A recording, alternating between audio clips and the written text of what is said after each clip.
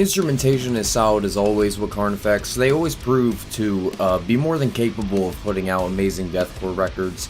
And even though I may not like Necromanteum as much as their other more solid works in my opinion, such as Dead in My Arms or Slow Death, the guitar work is also exquisite from beginning to end.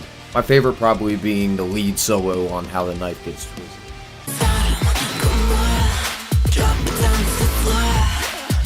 Dorian has always been known for their very eccentric costumes and over-exaggerated but captivating performance presence, and their music has always been very exciting. And I think that this album as a whole has so many fun moments, and the hyperpop aesthetic mixed in with the powerful guitar leading on with Dorian's ever-changing and very chameleon-like vocals. For anyone who listens to Dorian knows what I mean. Their music is just as androgynous as their personality. The songs can also have a very sex-positive message to the music, which isn't too raunchy or exposed, but subtlety is barely there as well. I feel like the music sound can really put the emotion that Dorian puts on every track here, and it's like trapping Grimes in an echo-filled room, meanwhile 100 Gex is doing the production. This album is a lot more enjoyable on multiple listens, and not to mention how Dorian has already put out a great record in the form of 2019's Flamboyant, so this is just another great record in their discography. Hoes waiting on cinch in the lobby, that boy a lobbyist. Savage got a green card straight out of I genuinely think that this is Drake's worst album. Yes, worse than Scorpion, and yes, worse than Honestly Nevermind. Scorpion was overbloated and uninspired project of Drake attempting to appeal to whatever sound was popular at the time. Honestly Nevermind was a concept album of Drake attempting to do some sort of dance pop / house fusion, which also featured Jimmy Cooks. At least with Nevermind, Drake attempting to do something different, even if the attempt was dog shit. Now take the two worst things that I mentioned about the albums from before, add some of Drake's worst lines and his worst sung vocals that he's ever cursed a microphone to record on, and add some of the most questionable features and lines I've ever heard, besides maybe J. Cole on First Person Shooter. Drake really dropped the ball with this album. This project is just as dog shit as the album cover. Why does Drake not have any good album covers this decade?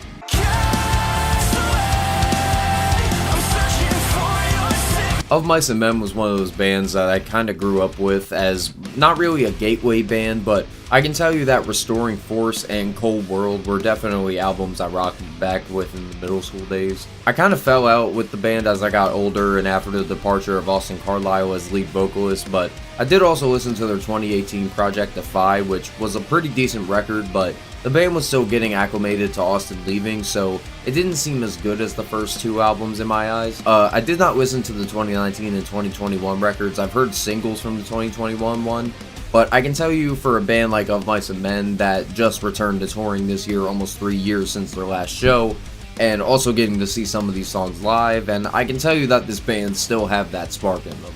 I need a headliner so I can hear more of the classics, but songs like Warpaint, Shiver, Into the Sun, Castaway, and Indigo are bangers and a half.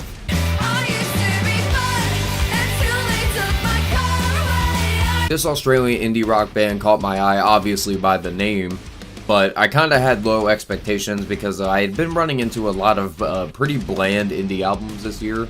But this album is not half bad. I Used to Be Fun is a very relatable song about not seeing your friends because you don't have a car and they live too far. And yeah, I can kind of relate.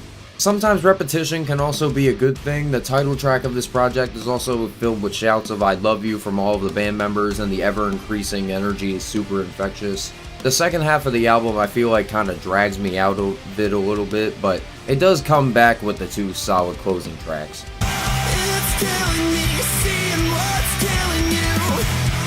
Beartooth continues to be one of my favorite bands ever, with another fucking amazing album, dude. I reviewed Below back in 2021, and since then I have gotten used to that project. Even though I love it a lot, this album just fucks so much more. I have been a fan of the super uplifting positive metalcore that Beartooth has been putting out since the singles came out. First came Riptide, which was a lighter change of sound for Beartooth from the rest of their discography. Then Sunshine came out, and immediately I was hyped for the album. The Surface is full of Caleb Shomo's best vocal performances to date, screams and cleans. Heavy breakdowns with the hopeful songwriting is just as almost cathartic, where hearing Caleb's struggles and then seeing the solution by the song's end is almost like a chapter in a book for each track. The only thing stopping this album from really becoming a 10 in my eyes is the Hardy feature on the Better Me. I really do not like this song, as I think it should have been just a Hardy song with Caleb Shomo featured on it, but other than that, fucking love Beartooth.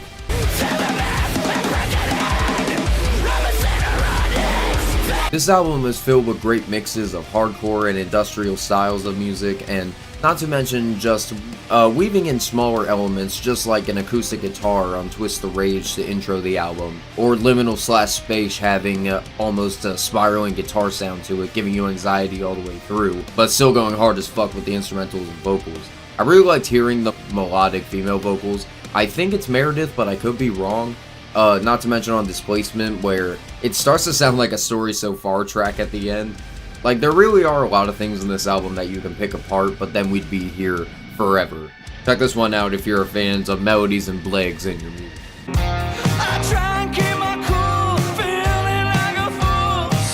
I haven't done a dive into the Menzingers albums yet, but after listening to this album, I need to do some studying. The punk band have this sound about them that I thought was very refreshing. A very emotionally driven album with some very light singing, but the vocals still present that emotion so passionately and sonically. Hope is a Dangerous Little Thing has been stuck in my head since I've listened to it, and I feel like it sums up this album pretty well. A lot of self-loathing and a lot of self-discovery through heartbreak and just feeling exhausted and lonely. Moving on is the best bet against regrets. I've got to urge. I got to catch these guys back in March on Magnolia Park's tour, and I thought that they had a pretty unique look, and not to mention that most of their instrumentals were backtracks, so I was super confused at first. I can say that I got addicted to a couple of their tracks not on this project. I Miss 2007, This Might Be Our Last December, World War III, Bad Habit, just to name a few. Their music I can describe as hyperpop mixed with lyrics that you'd find in a band like First and Forever. I think that this was a cool attempt, but I feel like the album had a lot of bland moments, and I feel like these guys are still trying to figure out their signature sound, but I'm still hopeful that when they drop another project there will be some sort of...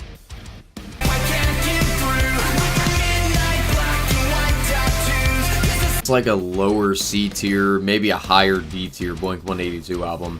A lot of the songs touch on growing up, getting old, falling out of love, typical Blink-182 stuff. Oh yeah, not to mention full of, not really, great dick jokes. Well, she said she wouldn't come for me. She's gonna leave me high and dry.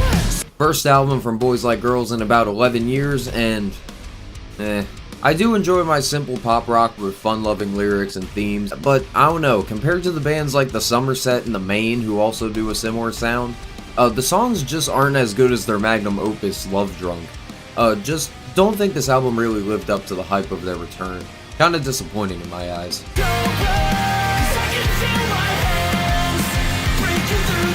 Knucklebuck just really kinda dropped the ball with this record. A New Beginning, October, Groundhog Day, and Worlds Apart are pretty well made, and I think that these songs are worth a listen, but everything else I've kind of already forgotten about this project.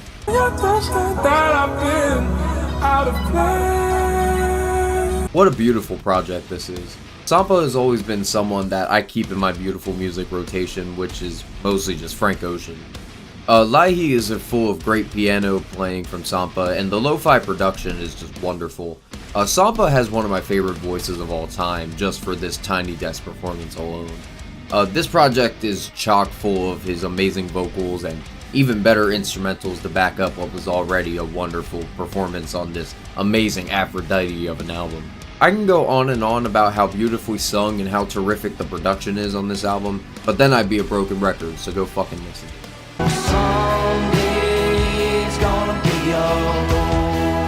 I had not realized that this was the first Gaslight Anthem album in almost 9 years, and I really just went into this album without any context. I listened to it, and my god, it's great. I love the mix of blues and indie rock that the Gaslight Anthem can create with their sound, and I found a new term which was Heartland Rock, which basically is just what I described. It's a really wonderful and easy listen with wonderful punk rock tracks sprinkled in as well, and actually a really great rock track featuring Bruce Springsteen of all people. And this mess of tracks have somewhat of a weird connection with one another, as the raspy vocals are littered throughout, and all of these elements create a great return to the rock sphere.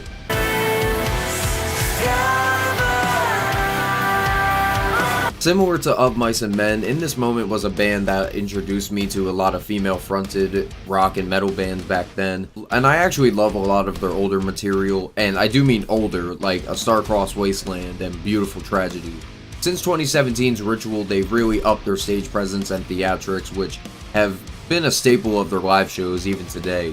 Now, this is a criticism because I feel like I'm biased of the older stuff, but I've also noticed that they perform more than they play, not allowing enough tracks to be played, and the reason I bring this up is because I feel like this album was played way too safe and for the live show. It's like they didn't listen to my Mother review and continued to use the worst elements in their music to chug on. I will admit that The Purge, Skyburner, which has some pretty lovely singing vocals from Maria Brink, and then her doing scream vocals on Sanctify Me was pretty dope to hear. But overall, this is probably their worst album in my eyes.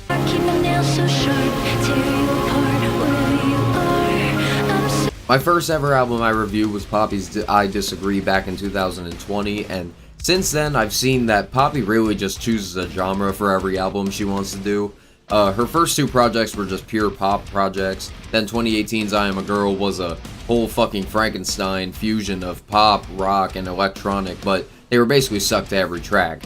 I Disagree was a change to industrial rock and metal for Poppy, my personal favorite of hers. Flux was Poppy attempting an alternative rock / punk record, and now we get to Zig, which returns to her doing pop but different levels. Dark pop, electric pop, dance pop. Poppy is just such a diverse artist, and songs like Knock Off, Linger, Motorbike being as catchy as it is, and then Hard, which has Poppy basically doing scream vocals for the bridge, which, yes, we need more of. Not my favorite Poppy record, but still pretty good.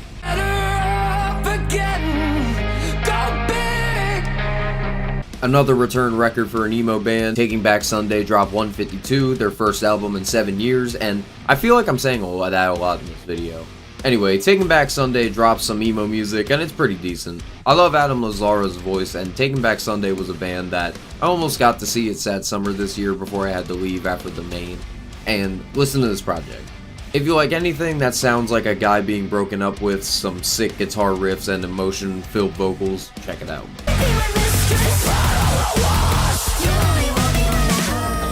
This is the debut album from electropunk and hardcore band WARGASM. The album goes so much harder than you expect. I would like to drag comparisons to pop-punk band Hot Milk mixed in with Code Orange in the instrumentation. And the chemistry between the two vocalists are phenomenal. The screams from Sam Matlock and the singing queens from Milky Way just make these already chaotic songs full of hype, and not to mention that their breakdowns should not hit as hard as they do. It is a debut album, so there are some flaws, but I think that it did pretty well for a first effort.